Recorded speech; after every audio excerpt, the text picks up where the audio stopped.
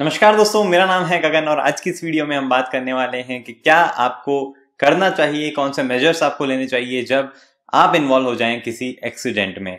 Accident वैसे तो बहुत दुखद चीज है, लेकिन कोई दो राय नहीं कि इंडिया में बहुत ज्यादा होते हैं और कभी ना कभी आपने भी उस सिचुएशन को फेस किया होगा। भले ही आपका खुद का नहीं हुआ होगा, लेकिन कोई आपके सामने हुआ होगा या आपका कोई क्लोज रिलेटिव है उसके साथ ऐसा हुआ होगा। तो इस चीज पे बात करना जरूरी है और मैं आपको आज बताने वाला हूं कि कौन सी ऐसी चीजें हैं जो आपको करनी चाहिए जब भी आप एक्सीडेंट में इन्वॉल्व हो। नो मैटर गलती आपकी है या नहीं है, या किसी की भी गलती नहीं है, कोई भी अलग कारण से एक्सीडेंट हुआ हो, क्या क्या चीजें आपको करनी चाहिए वो ये वीडियो में आपको पता चल जाएगी। वीडियो शुरू करने से पहले मैं 3 आपको ऐसे मिथ बताना चाहता हूं या ऐसी भ्रम चीजें बताना चाहता हूं जो कि हमारे दिमाग में रहती है आमतौर पे, वो दूर कर देता हूं। पहले भ्रम तो ये रहता है कि भाई एक्सीडेंट हो गया तो गाड़ी जैसी की जैसी है वैसी ही पड़ी रहने दो जब तक इंश्योरेंस कंपनी वाले आए ना, वरना आपको इंश्योरेंस का क्लेम नहीं मिलेगा। नहीं, आप एक्सीडेंट होने के बाद अपनी गाड़ी को चाहे वहीं पड़े रहने दें, चाहे उसे उठा के कहीं भी ले जाएं, कोई प्रॉब्लम नहीं है। लेकिन आपको 24 घंटे के अंदर अंदर इंश्योरेंस कंपनी को ये जरूर इत्तला करनी है, उन्हें बताना है कि आपकी गाड़ी जो है उसका एक्सीडेंट हुआ है, वो एक एक्सीडेंट में इन्वॉल्व है। दूसरा भ्रम ये कि वही इंश्योरेंस कंपनी को कहो या ना कहो जो भी हो, आपकी गाड़ी का एक्सीडेंट हुआ है तो एफआईआर करवानी जरूरी है। नहीं, बिल्कुल जरूरी नहीं है एफआईआर करवानी।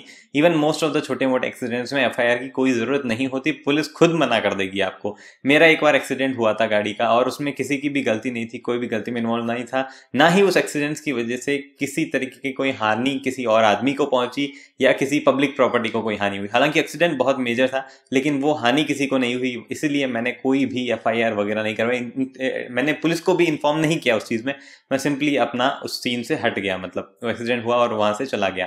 उसके बाद तीसरा भ्रम जो है वो हमें ये रहता है कि अगर किसी का एक्सीडेंट हुआ है और हमने उसे देखा है तो कोई हॉस्पिटल ले जाने पे हम पे केस हो जाएगा या हम पे वो बर्डन आ जाएगा, हमें माथाफोड़ी होगी। नहीं, ऐसा नहीं है। आप किसी भी बंदे को हॉस्पिटल ले जाएं, आपकी जिम्मेदारी सिर्फ इतनी बनती है कि आप उसे हॉस्पिटल छोड़ दें। हॉस्पिटल छोड़ने के बाद आप चाहें तो उसके साथ रुकें, आप चाहें तो उसके साथ रुके भी नहीं, आप वहां से वापस आ जाइए, कोई दिक्कत नहीं है, ठीक है। लेकिन अगर किसी एक्सीडेंट होता हुआ आपने देखा है तो उसे हॉस्पिटल जरूर पहुंचाएं, जो भी मेडिकल नीड है वो बिल्कुल पूरी करें। उसके बाद चलो अब बात करते हैं कि जब एक्सीडेंट हो जाए तो क्या कैसे चीजें आपको करनी चाहिए। पहली चीज दोस्तों ये ध्यान रखें कि एक्सीडेंट होते ही अपने साथ के लोगों का ध्यान दें।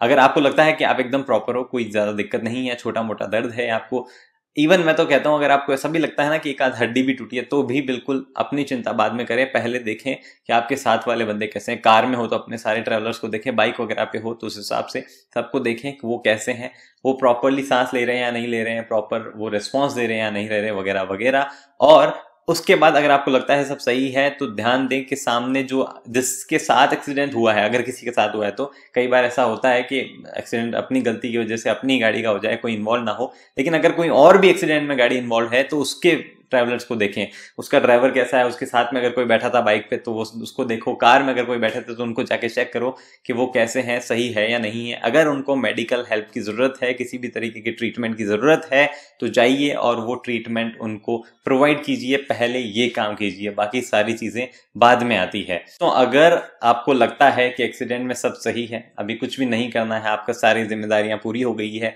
मेडिकल नीड से रिलेटेड, तो अपनी गाड़ी पे ध्यान दें। अगर भीड़ जमा हो रही है तो अपनी गाड़ी को लॉक करें, शीशे चढ़ा दें, उसके शीशे अगर खुले हैं, जैसा भी हो डोर बंद कर दें। क्योंकि देखो भीड़ जमा होती है तो जरूरी नहीं है कि सब वहां पे मदद करने वाले आ रहे हैं, कुछ अलग अलग इंटेंशन से भी वहां आ जाते हैं लोग। तो अपनी गाड़ी का जो अंदर बिलोंगिंग्स पड़ी है उन पे भी ध्यान दें। उसके बाद में अगर सामने वाले पार्टी की गलती है तो इमीडिएटली पुलिस को इन्फॉर्म करें, पुलिस को बुलाएं।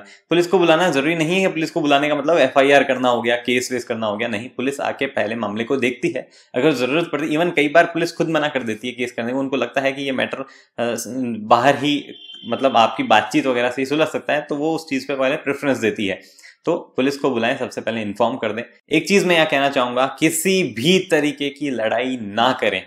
सामने वाला बंदा अगर आक्रोशित हो रहा है, जैसा भी हो रहा है, जो भी हो रहा है, आप अपने पे कंट्रोल बनाए रखें। किसी भी तरीके की लड़ाई ना करें, बोलने में गाली गलौज ना करें, ऐसे हार्ड शब्द ना बोलें, कुछ भी ना करें, बस आराम से। अगर सामने वाले की गलती है तो उसे बता दें कि भाई आपने ये गलती की थी, ये ऐसा हुआ था, तो वो चीज उसको आगे ना बढ़ाएं, बस कुल मिला के। अगर आपको लगता है कि लोग बिना फालतू ज्यादा ही भीड़ जमा कर चुके हैं आसपास, तो बिल्कुल उन्हें कह दीजिए कि कोई जरूरत नहीं है किसी भी तरीके का बवाल मचाने की, मेडिकल अटेंशन की, आप सब रोड क्लियर करें। हमने देखा है इंडिया में बहुत लोग, मतलब वहां पे जमा हो जाते हैं, जैसे कोई तमाशा चल रहा हो, लोग ट्रैफिक जाम कर देते हैं, उससे चक्कर में पीछे काफी लोगों को परेशानियां होती है। तो बेटर है उन्हें कह दीजिए रोड क्लियर कर दीजिए, हमें किसी भी तरह की हेल्प की जरूरत नहीं है। फिर उसके बाद में फोटोग्राफ्स लीजिए अपनी गाड़ी का, जहां एक्सीडेंट हुआ है उस जगह का, अपनी गाड़ी के कहाँ एक्सीडेंट में क्या डेंट आया उसका, सामने वाली गाड़ी की रजिस्ट्रेशन नंबर, उस गाड़ी में क्या दिक्कत आई है, वो कहाँ से आ रही थी, अगर आप सिचुएशन को कुछ बेहतर बता पाए टायर के निशान वगैरह से, जो भी हो जैसे भी हो, अपनी जितनी भी सिचुएशन है उसके फोटोग्राफ्स आप ले लीजिए। ये चीज बाद में इंश्योरेंस क्लेम करने में भी काम आती है और कई बार ये एज ए एविडेंस भी काम आती है। तो फोटोग्राफ वगैरह ले लीजिए आराम से। हाँ, ध्यान रहे किसी भी तरीके का यहाँ पे भी कोई बवाल ना क्रिएट हो जाए, सब चीजों को आप आराम से करें। इस दौरान, पूरी प्रक्रिया के दौरान, अगर आपको लगता है कि सामने वाला बंदा जिसकी गलती है वो राजी है किसी तरीके के सेटलमेंट करने में, लेकिन वो कह रहा है कि नहीं मैं सेटलमेंट अभी नहीं बाद में कर दूंगा, तो नहीं, उस पर एग्री मत होइए। हाँ, अगर वो हाथों हाथ ही कोई सेटलमेंट करना, जैसे मान लो आपको ज्यादा इम्पैक्ट, ज्यादा कुछ नहीं हुआ, आपको लगता है आपके डोर पे ही थोड़ा सा डेंट आया है जो कि 5-6 हजार में डोर रीपेंट हो जाएगा वगैरह वगैरह, जैसा भी लग रहा है, और सामने वाला बंदा 5-6 हजार रुपए देने को राजी है, तो आप बिल्कुल वो सेटलमेंट कर दीजिए। कोई जरूरत नहीं है केस वगैरह लफड़े वगैरह में पड़ने के लिए, आप वहां वो सेटलमेंट कर सकते हैं। या अगर वो कहता है बंदा कि भाई अभी मेरे पास इमीडिएटली पैसे नहीं है, आप एक काम कीजिए, सर्विस सेंटर चलिए, सर्विस सेंटर जाके हम वहां पे जो भी खर्चा होगा वो मैं उसे पे कर दूंगा, या जैसा भी वो करना चाहे, लेकिन उसे इस बात पे मत छोड़िए कि वो कह दे हाँ मैं कर दूंगा, अभी तो जाता हूँ, मेरे को टाइम नहीं है, और आप उसे भेज दे। नहीं, इस सिचुएशन में आप बिल्कुल एफआईआर रजिस्टर कर सकते हैं। इस दौरान अपने इंश्योरेंस कंपनी को भी कॉल कर दीजिए, उन्हें बता दीजिए कि ऐसा ऐसा एक्सीडेंट है, जैसे भी हुआ, जो भी कारण है, और सामने वाली पार्टी से क्लेम करवाना है या आप खुद अपने क्लेम से उसे वेरीफाई करवाएंगे, या जैसे भी करवाएंगे, जो भी करना होगा वो आप अपनी इंश्योरेंस कंपनी को बता दीजिए कॉल करके। रोड साइड असिस्टेंस अगर आपको चाहिए, आपकी गाड़ी अगर पूरी तरीके से मूव नहीं कर पाएगी अपने पे, तो आप रोड साइड असिस्टेंट, अगर आपके इंश्योरेंस में इन्वॉल्व है तो आप वो भी लीजिए। अगर कईयों ने रोड साइड असिस्टेंस कंपनी से ले रखा होता है तो आप वहां उनको कॉल करके रोड साइड असिस्टेंट के लिए हेल्प मांगिए। ये सारी सिचुएशन तो हो गई जब गलती सामने वाले बंदे की है। कुछ सिचुएशन में मामला थोड़ा उल्टा हो जाएगा जब गलती आपकी है। जब भी गलती आपकी हो दोस्तों, पहले उस चीज को अपने पे मान लीजिए कि हाँ भाई आपकी ये गलती थी और ये इस वजह से हुआ। बहुत जरूरी नहीं है हर बार सामने वाला ही दोषी होगा, कई बार हम खुद भी हो जाते हैं। तो अपनी गलती को मान लें। और अब इस सिचुएशन में क्या करना है वो मैं आपको बताता हूँ। अगर भीड़ भाड़ वाला इलाका है तो ज्यादा किसी दूसरे से इन्वॉल्व मत होइए, सीधा उसी से इन्वॉल्व होइए जिसके साथ एक्सीडेंट हुआ है। उससे देखिए कि उसको कोई मेडिकल चीज अटेंशन रिक्वायर्ड है, उससे पूछिए कि अगर आपको किसी भी तरह की कोई मेडिकल अटेंशन चाहिए नहीं चाहिए, और उसी से बात कीजिए, अच्छे से बात कीजिए। अगर आपको लगता है कोई मेडिकल अटेंशन रिक्वायर्ड नहीं है, हम आगे बात कर सकते हैं, तो फिर उससे कहिए कि आपका डैमेज इतना इतना है। अगर आपको लगता है कि आप पे कर सकते हैं तो आप सिचुएशन पे कर दीजिए। अगर आपको लगता है कि सामने वाली पार्टी को इंश्योरेंस क्लेम करवाना है आपका, तो वो भी हो सकता है। इंडिया में थर्ड पार्टी इंश्योरेंस जो है वो कंपलसरी है, तो थर्ड पार्टी इंश्योरेंस आपका इंश्योरेंस उसके डैमेजेस भी पे करता है, तो आप उस तरीके से डील कर सकते हैं। लेकिन इस चीज में भी शांति बनाए रखें, किसी चीज में लड़ाई ना करें।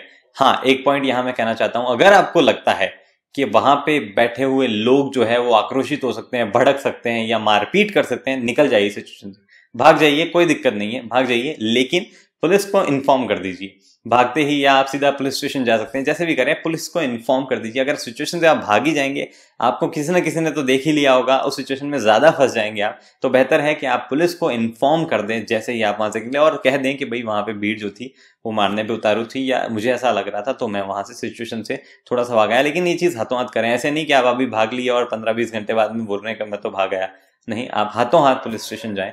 तो ये उसी सिचुएशन में करें जब आपको लगे कि हाँ सच में वहां पे लोग काफी ज्यादा है और कुछ हो सकता है। अगर ऐसी सिचुएशन है कि वहां पे उसे अटेंड करने वाला कोई नहीं, आपने मार के उसे गिरा दिया और वो शायद उसको मेडिकल हेल्प चाहिए, ऐसा मत कीजिए कभी भी। जब भी हो जाइए, देखिए बंदे को मेडिकल हेल्प की रिक्वायर्ड तो नहीं है कहीं। और अगर इस दौरान सामने वाला पार्टी जो है वो एग्री कर जाती है सेटलमेंट के लिए, जैसे कि मैंने एग्जाम्पल बताया 2-3-4-5 हजार रुपए की बात हो, सेटलमेंट के लिए एग्री कर जाती है, तो पैसे जरूर दें, लेकिन वहां पे रिटर्न उससे लिखवा लें कि हाँ भाई मैंने आपको इस चीज के इतने पैसे दिए, मेरी गलती से आपका ये कार का कांच टूटा या गेट टूटा, जो भी है मैंने आपको इसके पैसे दिए, रिटर्न में करवा लें। हो सके तो आसपास कहीं भी स्टैंप वगैरह ले जाके उसे नोटरी करवा के, जैसे भी आप करना चाहें कर लें। क्योंकि कई बार ऐसा होता है आपने पैसे दे दिए, सामने वाला बंदा बाद में केस कर देता है, बोले तो मार के भाग गया था, कोई था ही नहीं वहां पे।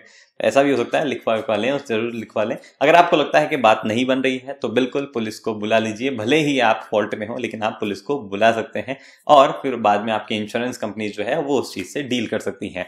तो ये मोटा मोटे तौर पे ऐसी चीजें हैं जो कि आपको एक्सीडेंट होते वक्त ध्यान रखनी चाहिए। अगर आपका एक्सीडेंट इंडिया में हुआ हो तो ये एक चीज फिर से मैं दोहराना चाहूंगा, किसी भी तरह के भ्रम में मत पड़िए। सबसे पहली प्रायोरिटी जो वो ये है कि अगर किसी को जरूरत है मेडिकल अटेंशन या किसी को जरूरत है हॉस्पिटल पहुंचाने की, कर दीजिए। बिना सोचे समझे कर दीजिए, चाहे उस बंदे की गलती हो, चाहे आपकी गलती हो, चाहे आप दोनों की गलती नहीं हो, गाय सुअर कुछ भी आ गया हो रास्ते में, जैसा भी जो भी हुआ हो आप बस कर दीजिए। मेडिकल अटेंशन सबसे पहली प्रायोरिटी है। मैंने कई ऐसे लोगों को देखा है जिनमें गलतियां होती है लोगों की, लेकिन क्योंकि सामने वाला आदमी जो है पहले केयर करता है उसकी, उस सिचुएशन उसी के कारण कई बार केस सुलझ जाते हैं। लोग जो है आप बात को आई गई कर देते हैं। तो बस पहली चीज ये ध्यान रखिए, जान बचाना ज्यादा जरूरी है। और सबसे पहले तो यही ध्यान रखिए कि आपको हेलमेट पहनना है, सीट बेल्ट पहनना है, तो उससे काफी सारी चीजें ऑलरेडी बच जाती है। एनीवेज आई होप सारी चीजें मैंने कवर की हो यहाँ पे। अगर आपको लगता है कुछ चीजें बाकी रह गई हो तो आप जरूर कमेंट सेक्शन में लिख दीजिए, मैं उस पर और वीडियो बना दूंगा और उस पर एक चीजें कवर कर लूंगा। मुझे पता है बहुत सारी चीजें रह जाती है, बहुत सारी सिचुएशंस जो है वो रह गई हैं अभी भी, लेकिन ये मोटा मोटे तौर पे सबके काम आएगा।